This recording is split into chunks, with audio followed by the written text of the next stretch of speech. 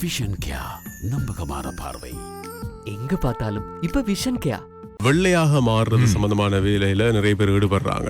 ஒரு வைத்திய நிபுணர் யாருக்கு தான் ஆசை இல்ல நான் வெள்ளையாகணும் அழகாகணும் எல்லாம் சரி, ஆனா இயற்கைன்றது இயற்கை தானே. என்ன சாதாரணமா இயல்பா நீங்க அந்த வெயில்ல போகாம அதை தவிர அந்த சந்தனத்தை பூசுறது அந்த மாதிரி சின்ன சின்ன விஷயங்களை ஆரம்பத்துல இருந்து அந்த காலத்துல இருந்தே செய்துட்டு இருந்திருக்காங்க. வீட்டுல இருக்கிற பொருட்களை கொண்டு இவ்வளவு பேர் அழகுபடுத்துவாங்க. அது மட்டுமல்ல, அனுமதிக்கப்பட்ட அங்கீகரிக்கப்பட்ட கிரீம்களை பாவிக்கிறது இது சாதாரணமா நடக்கிற விஷயம். இதை தாண்டி இன்ஜெக்ஷன் அடித்துக் கொள்றது, அனுமதிக்கப்பட்ட ஒழுங்காக தயாரிக்கப்படாத எந்த விதமான அனுமதியும் இல்லாத கிரீம்களை வாங்கி பயன்படுத்துறது, இதனால் நிறைய சிக்கல்கள் ஏற்படுதாம். ஒரு வைத்திய நிபுணர் சொல்லியிருக்கிறாங்க, அடிலான் தன்னிடம் வந்த ஒரு இந்த சரும பிரச்சனையால பாதிக்கப்பட்டு தேவையற்ற கிரீமை தேவையற்ற இன்ஜெக்ஷனை பயன்படுத்தி சரும பிரச்சனையால பாதிக்கப்பட்ட 9 வயது பிள்ளை ஒரு ஆள் வந்து சிகிச்சை பெற்றதாம். அந்த அளவுக்கு இருக்கா யோசிச்சு பாருங்க. அதாவது பெற்றோரும் ஆசைப்படுகிறார்கள் தங்களுடைய பிள்ளையை வெள்ளையாக்கி பார்க்கணும். அந்த மாதிரியான சில கெட்ட தேவையில்லாத வேலைகளை செய்து இன்றைக்கு நிறைய சிரமங்களுக்கு நிறைய பேர் உள்ளாயிட்டு இருக்காங்க. கண்டிப்பாக. எனவே சட்டவிரோதமான உடலுக்கு தீங்கு விளைவிக்கின்ற எந்த கிரீம் வகைகள் அழகு சாதன பொருட்களையும் நீங்க எடுத்துக்கொள்ளக்கூடாது. அது தொடர்பில் அவதானம் செலுத்தும்படியும் சொல்லி இருக்கிறாங்க. இது உங்களோட கவனத்துக்கு எல்லாரும் கவனத்துக்கு. அது மட்டும் மேல ஒரு ஆலோசனை ஒன்று, இலங்கையில அங்கீகரிக்கப்பட்ட கிரீம்கள் எவை அப்படின்றது தெரிந்து கொள்றதுக்கு NMRA என்ற ஒரு இணையதளம் இருக்கிறது. அதுல போய் நீங்க பார்க்கலாம். இது அரசாங்கத்தால் நடத்தப்படுறது. இதுல அனுமதிக்கப்பட்ட அங்கீகரிக்கப்பட்ட அத்தனை கிரீம் வகைகளும் இருக்கு. அதை தாண்டி வேற எந்த கிரீமையும் வாங்கி பயன்படுத்த வேண்டாம். என்ன காலையில சாப்பாடு கொண்டீங்களா? ஆமாம். இன்றைக்கு நான் நினைக்கிறேன் நீங்க செவ்வாய்க்கிழமை படினால மரக்கறியா இருக்கு. ஆமாம். உங்களுக்கு சாப்பாடு ஞாபகம் வந்து இல்ல சிக்கன் சாப்பிடுறாங்களுக்கு ஒரு செய்தியை கொண்டு வரப்போம். என்ன செய்தி? இந்த வெள்ள நிலைமை காரணமாக கோழி இறைச்சி கொள்வனவு செய்யும் போது மக்கள் கூடுதல் கவனம் செலுத்த வேண்டும் என்று சொல்லியிருக்காங்க. என்ன காரணம் என்று சொல்ல, இந்த வெள்ளம் வந்த நாட்டில் அதிகமான கடந்த வாரத்துக்கு முன்பதாக எல்லாம் நிறைய சிக்கல்களுக்கு நாங்கள் முகம் கொடுத்திருந்தோம். பல கோழி பண்ணைகள் வெள்ளத்தினால் பாதிக்கப்பட்டதனால அவற்றின் பல கோழிகள் கொல்லப்பட்டதாக சொல்லப்படுகிறது. எனவே இந்த நீரினூடாக வெள்ள நீர் பூந்ததின் காரணமாக நோய் கிருமிகள் கோழிகளுக்கு தொற்றி இருக்கும்.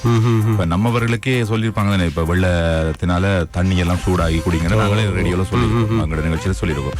எனவே பல அந்த நோய் கிருமிகள் பரவி இருக்கிறதாக இப்ப கண்டறியப்பட்டிருக்கு. அதால வாங்கி சாப்பிட வேண்டாம் என்று சொல்றோம். அவதானமா இருக்க சொல்லியிருக்கிறேன். நல்ல செய்தி என்று சொன்னீங்க. நான் வேற விலையை குறைக்கிறாங்கன்னு அதை அறிவிக்க போறீங்களா? அதே மாதிரி அந்த எலிக்காய்ச்சலை பற்றி நாங்க கடந்த நிகழ்ச்சிகள் எல்லாம் நாங்க சொல்லியிருந்தோம் இல்லையா? அந்த எலிக்காய்ச்சல் வைரஸ் போன்றன இப்ப பரவி இருக்காம். அதனால இந்த சிக்கன் வேண்டி சாப்பிடுறாங்க, கொஞ்சம் கூடுதல் கவனம் செலுத்துங்க. கவனம் செலுத்தலாம். அதாவது கிட்டத்தட்ட கவனமா இருங்க, சாப்பிடுறத விட முடிந்தால் தவிர்த்து கொள்ளுங்க கிட்டத்தட்ட சொல்றீங்க. கொஞ்ச நாளைக்கு எனக்கெல்லாம் பிரச்சனை இல்லை. நான் நீ மிரக்கறி அதிகம் விரும்பி சாப்பிடுறேன். அதால இது எங்களுக்கு சம்பந்தம் இல்லாத செய்தி. சரி, ஓகே. இப்ப நாங்கள் ஏற்கனவே சொன்னது போன்று இந்த காசா இஸ்ரேல் சம்பந்தமான பிரச்சனைகளை பற்றி பேசுகின்ற போது அமெரிக்காவுடைய ஜனாதிபதி ஜோ பைடன் தலையிட்டு அவர் சில ஆலோசனைகளை வழங்கினார். போர் நிறுத்தத்தை இருதரப்பும் அறிவிக்க வேண்டும் என்று. ஐக்கிய நாடுகள் சபையிலேயும் வந்து அவருடைய அந்த முன்மொழிவை ஏற்றுக்கொண்டு அங்கீகரித்தது ஐக்கிய நாடுகள் சபை. உண்மைதான், நிறுத்த வேண்டும் போரை என்று. இப்ப யார் என்ன சொன்னாலும் இஸ்ரேல் சொல்லு பேச்சு கேட்க மாட்டேன், தொடர்ச்சியாக தாக்கி கொண்டே இருக்கிறது. ஒரே நாள் 292 பேர் மரணித்து போகிற அளவுக்கெல்லாம் அங்கே கடுமையான தாக்குதல், பொதுமக்கள் இறந்து போகிறார்கள், பாலஸ்தீனர்கள் இறந்து போகிறார்கள். இந்த அளவுக்கு கொடூரமான தாக்குதலை நடத்தி கொண்டிருக்கிறது. இப்ப போர் நிறுத்தம் என்று சொன்னா எப்படியான போர் நிறுத்தமாக இருக்க வேண்டும் அப்படின்ற விஷயங்கள்ல கூடுதலான ஒவ்வொரு கருத்துக்கள் ஒவ்வொரு விதமா வெளியாயிட்டு இருக்கு தானே. அதாவது ஒரு போர் நிறுத்தத்தை மேற்கொள்றதுண்டா பேச்சுவார்த்தை மூலமாக ஒரு தீர்வு கிடைக்க வேண்டும்.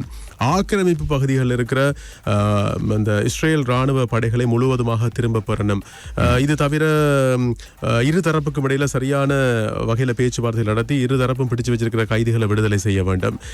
நிரந்தரமான ஒரு போர் நிறுத்தமாக இது இருக்க வேண்டும். தீர்வு கிடைக்க வேண்டும் கிடைக்க வேண்டிய தரப்புக்கு. இந்த மாதிரி அந்த சில நிபந்தனைகள் விதிக்கப்பட்டு கொண்டிருந்தது. ஆனால் இப்போ ஒரு நிபந்தனையும் தேவையில்லை. போர் நிறுத்தத்துக்கு நாங்கள் தயார் என்ற அடிப்படையில் ஹமாஸ் பகிரங்கமாக அறிவித்திருக்கிறது. ஆனால் எங்களுடைய இந்த நாங்கள் இப்படி இறங்கி வந்து நாங்கள் சொல்கிறோம் சரி தயார் என்று, ஆனால் இஸ்ரேல் ஏற்றுக்கொண்டு போர் நிறுத்தத்தை செய்யுமா அப்படின்றதான் இப்போ முழு உலகம் எதிர்பார்ப்பு காத்துட்டு இருக்கு. பாருங்க, அவங்க இறங்கி வந்தாலும் இவங்க இஸ்ரேல் அதுக்கு சாதகமான ஒரு பதிலை வழங்க வேண்டும் இல்லையா? கொடூரமான தாக்குதலை இஸ்ரேல் நடத்தி கொண்டிருக்கிறதாம். அதனால் தான் இந்த பேச்சுவார்த்தைக்கு தாங்கள் இணங்குறதாக சொல்லியிருக்கிறார்கள். பொதுமக்களை இலக்கு வைத்து தாக்குதல் நடத்தப்படுறதால நாங்கள் இணங்குறோம், மற்றபடி எங்களுக்கு எங்களுக்கு பயம் கிடையாது, ஆனா நாங்கள் இணங்குறோம் தேவையற்ற அழிவுகளை தவிர்ப்பதற்காக. ஆனால் இஸ்ரேல் இணங்குமா என்றதான் இப்ப இருக்கிற கேள்வி. சரி, ஓகே. இப்ப அப்படியே அமெரிக்கா பக்கம் அடிச்சு பிடிச்சிட்டு போறோம். அமெரிக்காவில் உங்களுக்கு தெரியும் T20 உலக போட்டிகள்லாம் இடம்பெற்று கொண்டிருக்கு. அது ஒரு புறம் இருக்கு. அங்க இப்ப பசுப்பாலுக்கு தடை விதிக்கப்பட்டிருக்கான். பசுப்பால் அப்ப இங்க இருந்து அங்கே சென்ற எங்களுடைய கிரிக்கெட் வீரர்களுக்கு பசும்பால் கிடைக்காது. என்று சொன்னா அங்க அமெரிக்காவில இப்ப ஒரு பறவை காய்ச்சல் வேகமாக பரவி வருகிறதாம். அந்த நிலையில இப்ப அந்த அது மாடுகளை பசு மாடுகளை அதிகமாக தாக்கி விட்டதாம். அதனால உடனடியாக கட்டுப்படுத்தத்தானே வேணும்.